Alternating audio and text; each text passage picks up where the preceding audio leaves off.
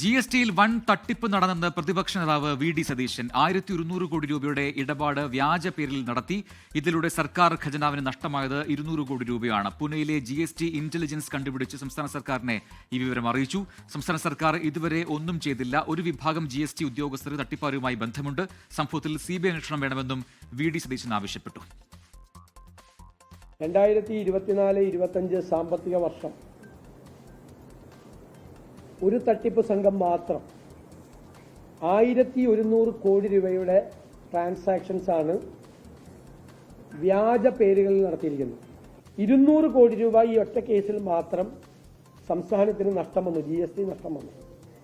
ഇത് കണ്ടുപിടിച്ചത് പൂന ഇന്റലിജൻസ് ആണ്, GST ഇന്റലിജൻസ് ആണ്. ഫെബ്രുവരി 2025 പൂന GST ഇന്റലിജൻസ് സംസ്ഥാന ഗവൺമെന്റിനെ അറിയിച്ചാണ് ഈ തട്ടിപ്പ്.